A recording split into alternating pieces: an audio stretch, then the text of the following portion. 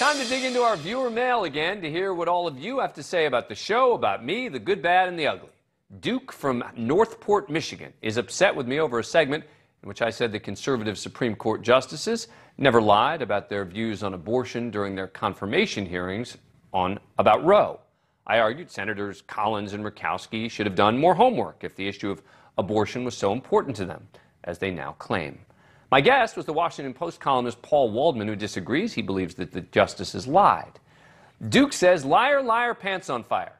I just witnessed your interview with the Washington Post regarding their reporting of drubbing the justices for lying regarding abortions. The blatant lie displayed is the position of touting neutrality in news reporting.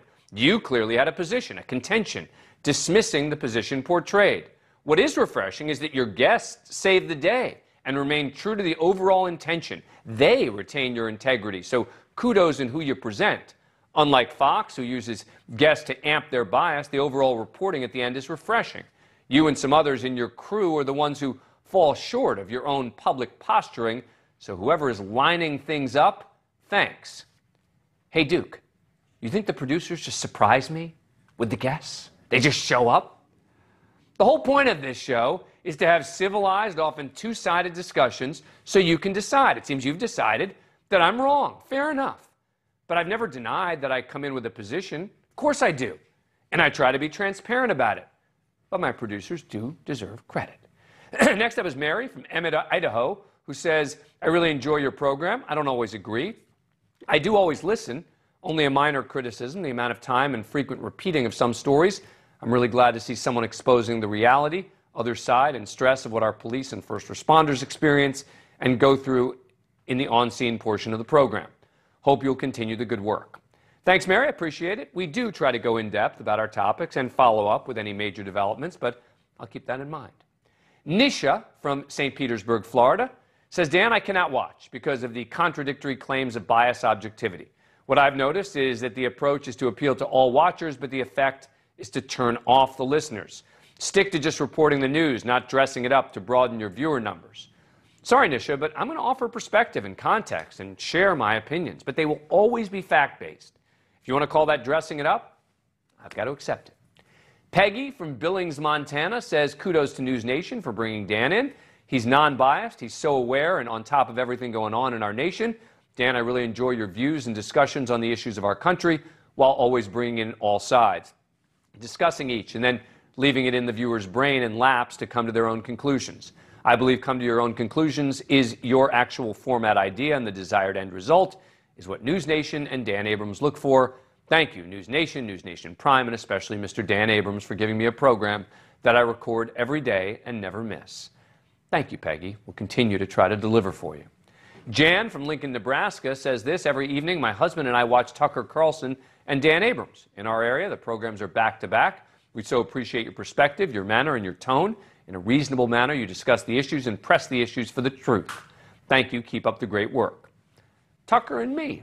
I wouldn't have linked us these days, but I'll take it. Thanks, Jan. Dairy farmer Lyle from Westfield, Vermont writes, I just want to tell Dan I used to like his Sirius radio show, but I can't take him seriously anymore. When I read he showed pictures of Bernie Sanders and Marjorie Taylor Greene as being both extremes on his TV show. I find that insulting. There is no one on the left who's as extreme as Greene is. Bernie has well-thought-out policies that are popular and was a serious presidential candidate. What has Greene ever done other than performance art? Well, Lyle, it seems you're a Bernie Sanders fan, which is your prerogative, but Sanders is part of the far left of the Democratic Party. That's not even something members of his own party, I think, would even deny. I agree with you that Marjorie Taylor Greene is often ridiculous and does things solely for attention, and I'm not saying the two are equal, but they are both the extremes. Karen from Batesburg, South Carolina says, Dan, I want to commend you on your coverage for our law enforcement. I want to thank you from the bottom of my heart for remembering our law enforcement officers who have given their lives and what danger they go through every single day. Thanks, Karen. I do that every day on this show because no one else will. Brian from West Union, South Carolina asks, quote, when there's so much death and destruction in Ukraine, why do you give airtime to the stupid, hyper-egocentric bull of Johnny Depp and Amber Heard? Why is that even newsworthy? Fair question. Ukraine is much more important, and we cover it extensively. But we also try to touch on a mix of stories that are interesting. And the Depp Heard case falls into that category. We can walk and chew gum at the same time. Denise from Port St. Lucie, Florida. Dear Dan, I find your new show is the best one yet. The cases and the interesting subjects that you cover and discuss are interesting. Thank you so very much for your objectivity, insight, and your knowledge, and your patience and sense of humor. Refreshing. Keep it up, the great work. Thank you, Denise. Peggy from Vinton, Iowa, has this to say about the case of Patrick Lyoya, the black Michigan man shot and killed during a struggle with police in Grand Rapids, Michigan last month. Quote, please explain to me how the white Michigan police officer may not be charged in the killing of the young black man. This was an execution. Chauvin's killing of George Floyd is horrific. This is far worse. There had to be another way for the white cop to respond to the situation. Alcohol and other things have nothing to do with the action he took. So it's going to be okay in 49 other states from now on.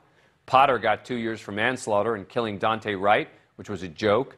It appears that blacks can't jog, eat ice cream in their own apartment, or walk back from a 7-Eleven with iced tea in a bag in America these days. What's going on? Look, I don't agree with your broad characterization of police, and the numbers don't back it up either. I also think that the 2-year sentence for Kim Potter actually made sense. But that Michigan police officer may get charged with a serious crime. Let's see where the investigation lands, and then we can talk. Terry from Landenberg, Pennsylvania wants to know, do you have any opinion on why the administration finds it necessary to use a bullhorn to broadcast sensitive information regarding our support of the Ukrainian military? What can be achieved by rubbing our intelligence gathering information in the face of Vladimir Putin? I agree with the efforts being made in support of the Ukrainian conflict, but fail to understand any positive mileage gained from the release of what I feel would be of a classified nature. Well, Terry, I actually did a whole segment on that exact issue. I focused on the New York Times publishing a story outing the U.S. as providing intelligence to Ukraine, information that was then used to strike down a ship, kill Russian generals. I cautioned that reporters divulging such highly sensitive information could pull the U.S. into World War III. But the Biden administration was also apparently furious about the leaks as well. John from Newport Richey, Florida, saw the segment and writes, Dan, watching this evening, and I most certainly agree with your comments regarding what some of the news media is putting out about the Ukraine-Russia conflict. If any media has information or some details whereby they need to think hard before publishing because of a dilemma of people's need to know versus potential national or military safety and security, then they'd better err on the side of safety. It's quite scary to know that we have some people in the media that can consider a rush to release a story or information over the potential national security of the entire country. As a vet of Vietnam, I am truly disgusted with the direction that much of our media has taken in recent years. Thank you for your service. And William from Abington, Massachusetts, also wrote in to say, Dan, excellent reporting. I'm so tired of CNN and MSNBC pushing agendas. The leaks that they're doing are going to cost big. I think you're correct about them reporting wartime issues that could cause us deep problems. Thank you, William. But David from Zoar, Ohio, disagrees. Quote, I've watched Dan Abrams live enough to determine that's a right-wing slanted production trying to convince people it is unbiased. Finally, Tom from Spring, Texas, sent us this note. Dan, thank God. Found your show by accident while searching for an alternative to MSNBC and Fox. I used to agree with so much from each of these networks, but over the last few years, their opinions became so one-sided that I just can't watch anymore. But I've followed you since the Duke Lacrosse rape case and have long thought you're one of the few, if only, who didn't drink the Kool-Aid. You've always been able to examine an issue critically and impartially and report on where the holes are in the arguments. I'm done watching the other networks. Keep it up, and thank you. Thank you, Tom. It is great to have you. Thank you for all of the comments. Keep them coming. Go to our website, newsnationnow.com/DAL. Coming up. Thank you for watching. Click the red subscribe button below so you can get more of NewsNation's fact-driven, unbiased coverage.